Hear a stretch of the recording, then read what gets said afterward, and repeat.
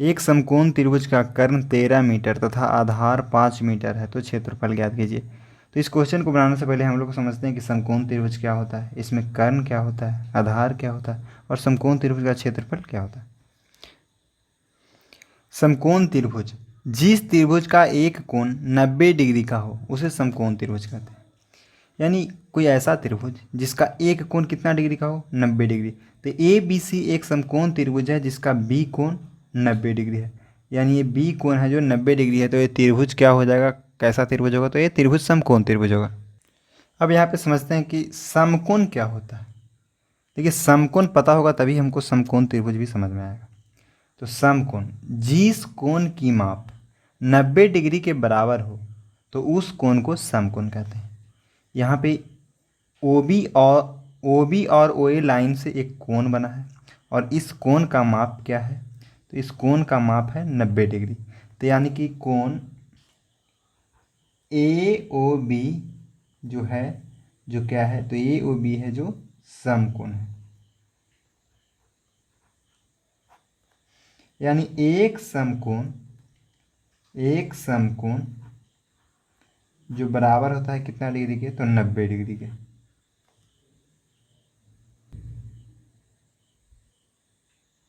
समकोण को हम लोग अंग्रेजी में राइट एंगल बोलते हैं। और यहाँ पे एक ऐसा चिन्ह बना हुआ हो, ये संकेत है जो 90 डिग्री के है। यानी समकोण का संकेत इस तरह से होता है। यानी कोई एंगल में यहाँ से ऐसे करके बना देंगे तो ये समकोण हो जाएगा। यानी कितना डिग्री का हो जाएगा, ये 90 डिग्री के बराबर शो करेगा। तो यहाँ पे हम लोग समकोण को समझ लिए। अब हम समझते हैं समकोण त्रिभुज को। तो यानी जिस त्रिभुज का एक कोण 90 डिग्री का हो उसे समकोण त्रिभुज कहते हैं। यानी जिस त्रिभुज का एक कोण समकोण हो तो उसे कैसा त्रिभुज होगा, समकोण त्रिभुज कहते हैं। तो यहाँ पे ए बी सी त्रिभुज में ये कोण 90 डिग्री है। और समकोण त्रिभुज में समकोण यानी समकोण ये शीर्ष है बी, इसके सामने वाला जो भुजा होता है, भुजा इसमें ए बी ए सी, तो समकोण शीर्ष के सामने वाला भुजा को कर्ण, ठीक है। और यहाँ पे एक को आधार और एक को लंब बोलेंगे। तो देखिए आधार और लंब परस्पर एक दूसरे के लंबवत होते हैं। यानी ये आधार हो जाएगा तो ये क्या होगा, ये लंब कहलाएगा। और ये आधार और लंब डिपेंड करता है कि ऑब्जर्वर कहाँ है। यदि कोई सी से देख रहा है तो उसके लिए ए लंब है और ये आधार हो गया। यदि कोई ए से देख रहा है यानी ए से ऑब्जर्व कर रहा है तो बी सी लंब हो जाएगा और ए बी आधार।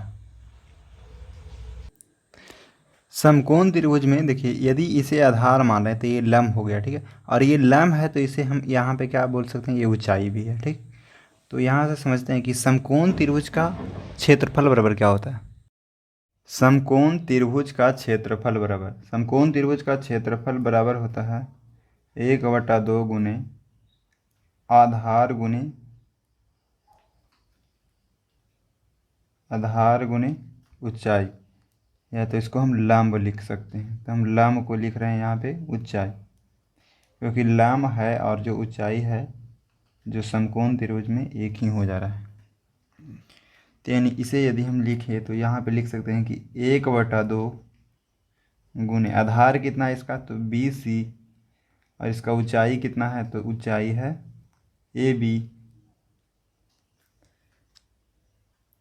समकोण त्रिभुज का परिमाप बराबर, तो समकोण त्रिभुज का परिमाप होता है तीनों भुजाओं का योग। तो यहाँ पे समकोण त्रिभुज है कैसा, तो समकोण है, तो यानी कि इसमें हो जाएगा कर्ण प्लस लंब प्लस आधार। ये भी वही चीज़ है, ये भी तीनों भुजाओं का योग ही है, ठीक है। तो इसको हम लोग ये भी लिख सकते हैं कि कर्ण है जो इसका ए सी है प्लस इसका जो लंब है जो ए बी है और प्लस आधार है जो बी सी है। यानी ए सी है जो कर्ण है, ए बी है जो लंब है और बी सी है जो इसका आधार है। अब हम लोग कर्ण लंब और आधार के बारे में देखते हैं कि कर्ण आधार लंब कैसे निकाला जाता है। अब यहाँ पे हम लोग पढ़ते हैं, बहुत ही प्रसिद्ध एक गणितज्ञ हुए पाइथागोरस, उन्होंने एक थ्योरम दिया था कि समकोण त्रिभुज के कर्ण का वर्ग अन्य दो भुजाओं के वर्गों के योग के बराबर होता है। यहाँ पे ए बी सी एक समकोण त्रिभुज है, इसका कर्ण है, ये लंब है और ये आधार है। यदि हम कर्ण का वर्ग करें, वर्ग का मतलब होता है जैसे कि किसी भी संख्या का वर्ग का मतलब उस पर स्क्वायर कर देना। जैसे यहाँ पे दीजिए एक्स का वर्ग, तो एक्स का वर्ग होता है एक्स स्क्वायर, यानी इसको हम लिख सकते हैं एक्स गुने एक्स। आपसे पूछे कि 5 का वर्ग बताइए, तो जो 5 का वर्ग होगा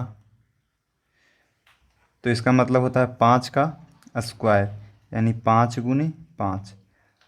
ठीक है, यानी वर्ग का मतलब इस पर स्क्वायर कर देना ही वर्ग कहलाता है। तो यहाँ पे बोल रहा है कि समकोण त्रिभुज के कर्ण का वर्ग, यानी कर्ण पे जब स्क्वायर चढ़ाएंगे, अन्य दो भुजाओं यानी त्रिभुज के जो और अन्य दो भुजा बचा उसके वर्गों के योग, यानी ये दोनों का वर्ग करेंगे, इसके बाद ये इसका योग के बराबर हो जाएगा। ठीक है, तो यहाँ से हम लोग कर्ण निकाल लेते हैं, तो कर्ण बराबर हो जाएगा, कर्ण बराबर रूट अंडर लंब के स्क्वायर प्लस आधार के स्क्वायर। देखिए यहाँ पे कर्ण पे स्क्वायर था, यहाँ से स्क्वायर हटाई, इस साइड आके रूट चढ़ गया। अब यहाँ से हम लोग लंब निकाल लेते हैं, यहाँ पे लंब बराबर हो जाएगा रूट अंडर कर्ण के स्क्वायर और माइनस आधार के स्क्वायर। अब यहाँ पे बचा आधार बराबर, तो आधार बराबर होता है रूट अंडर कर्ण के स्क्वायर माइनस लंब के स्क्वायर।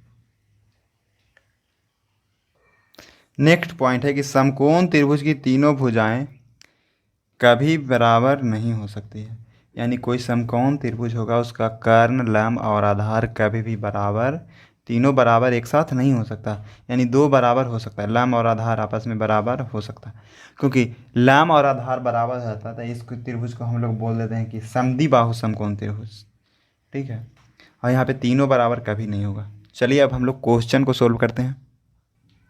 प्रश्न है कि एक समकोण त्रिभुज का कर्ण 13 मीटर तथा आधार 5 मीटर है, तो क्षेत्रफल ज्ञात कीजिए। यानी त्रिभुज का कर्ण दिया हुआ है, आधार भी दिया हुआ है और इसका क्षेत्रफल ज्ञात करना है। तो हम लोग को पता है कि समकोण त्रिभुज का जो क्षेत्रफल होता है बराबर होता है 1/2 गुने आधार गुने लंब के, यानी 1/2 गुने आधार कितना है इसका, तो BC है, और इसका लंब कितना है, तो AB है। तो हमें AB का ज़रूरत है, तो यानी सबसे पहले हम लंब निकालते हैं। तो सबसे पहले लंब निकालेंगे, उसके बाद त्रिभुज का क्षेत्रफल तो आसानी से निकल जाएगा। यहाँ पे हो जाएगा कि लंब बराबर, तो लंब बराबर फार्मूला होता है कि रूट अंडर कर्ण के स्क्वायर माइनस आधार के स्क्वायर। तो यहाँ पे हम लोग कर्ण का मान है, यहाँ पे जितना दिया हुआ रहेगा, कर्ण कितना है तो 13 मीटर, यानी कि लिख लेंगे कि रूट अंडर 13 के स्क्वायर माइनस 5 के स्क्वायर। तो यहाँ पे हम लोग को पता है कि 13 का जो स्क्वायर होता है, देखिए 13 का स्क्वायर का मतलब हुआ 13 गुने 13, तो 13 को यदि 13 से गुना करते हैं तो आता है 169, यानी 169, और 5 को 5 से गुना करेंगे तो 5 पचे 25, यानी 169 माइनस 25। अब यहाँ पे 169 में से हम 25 को घटा लेते हैं, तो 169 में से यदि 25 को घटाएंगे तो यहाँ पे 9 में से 5 4, और यहाँ पे बचेगा 6 में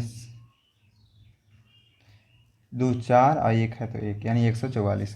अब पता है कि 144 किसका वर्गमूल है, तो देखिए 144 को हम लोग यहाँ पे वर्गमूल निकाल लेते हैं।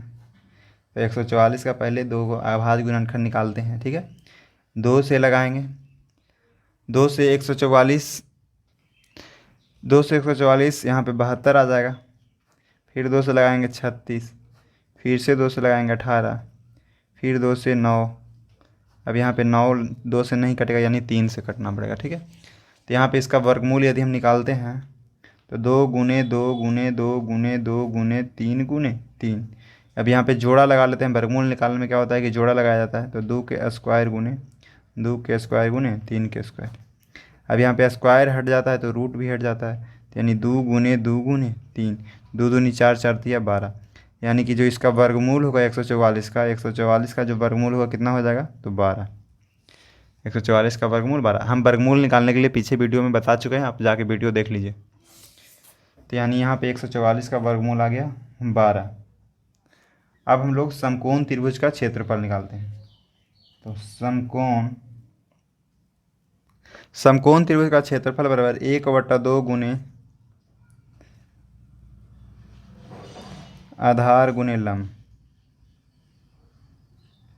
तो यानी यहाँ पे हम लोग सोल्व करेंगे कि 1/2 आधार है, जो आधार कितना है तो 5 मीटर, और इसका लंब कितना है तो 12 मीटर। यहाँ से 2 से ये 12 6 बार में, तो 6 में 5 से यदि गुना कर दें हैं तो 6 में 5 से गुना करेंगे तो 30 मीटर, 30 मीटर स्क्वायर इसका आंसर आ जाए। प्रश्न है कि किसी समकोण त्रिभुज का कर्ण 29 मीटर तथा लंब 21 मीटर है, तो इसका क्षेत्रफल ज्ञात कीजिए। यहाँ पे एक समकोण त्रिभुज है जिसका कर्ण और लंब दिया हुआ है, और इसका हमें क्षेत्रफल ज्ञात करना है। तो देखिए इसका कर्ण है जो कितना दिया हुआ है तो 29 मीटर, ठीक है। इसका जो है जो लंब है जो कितना है तो 21 मीटर। और हमने अभी देखा था कि जो समकोण त्रिभुज का क्षेत्रफल होता है बराबर होता है 1/2 गुने आधार गुने लंब के। यानी हमें आधार चाहिए और लंब चाहिए, तो लंब तो पहले से दिया हुआ है और आधार हमको यहाँ पे निकालना पड़ेगा। तो आधार बराबर यहाँ पे हम लोग लिख लेंगे कि आधार बराबर,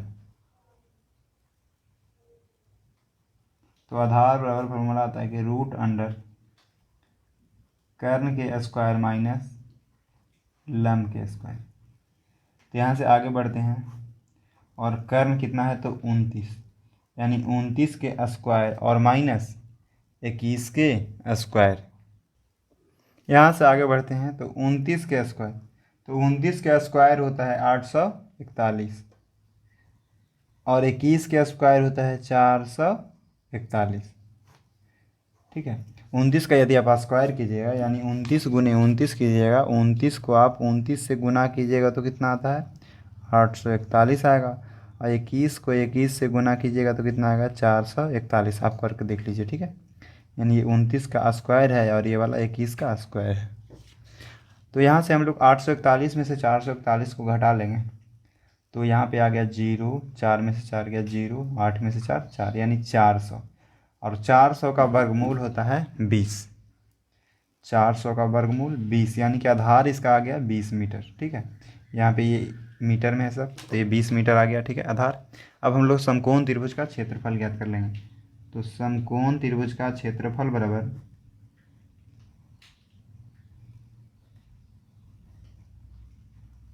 समकोण त्रिभुज का क्षेत्रफल बराबर होता है 1/2 गुने आधार गुने,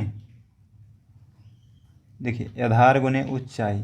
ये देखिए यहाँ पे ऊंचाई जो लंब होता है वही ऊंचाई होता है, इससे कंफ्यूज आप नहीं होइएगा। जो आधार होता है वही आधार के मतलब जो संगत होता है वो ऊंचाई कहलाता है। तो यानी लंब और ऊंचाई समकोण त्रिभुज में एक ही होता है।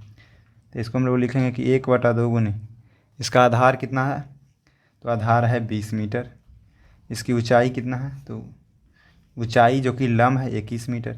यहाँ पे 2 से ये 10 बार में, अब यहाँ पे 21 को 10 से गुना करेंगे। यदि 21 को 10 से गुना कर दें तो कितना आ जाता है, यानी 210 मीटर स्क्वायर इसका क्षेत्रफल आ गया। यहाँ पे एक जो क्वेश्चन दिया है इसको आपको खुद से सोल्व करना है और इसका आंसर को कमेंट करना है। प्रश्न है कि किसी समकोण त्रिभुज का कर्ण 25 मीटर तथा आधार 24 मीटर है, तो इसका क्षेत्रफल ज्ञात करना है। देखिए इसका आधार दिया हुआ है, कर्ण भी दिया हुआ है। पहले आप लंब निकाल लीजिएगा, उसके बाद इसका क्षेत्रफल ज्ञात कर लीजिएगा। बन जाए तो आप आंसर कमेंट में कर दीजिएगा, ठीक है। और वीडियो से आपको कुछ सीखने के लिए मिला है तो चैनल को सब्सक्राइब कर लीजिए, आगे ऐसा और नया नया वीडियो आते रहेगा। Thanks for watching.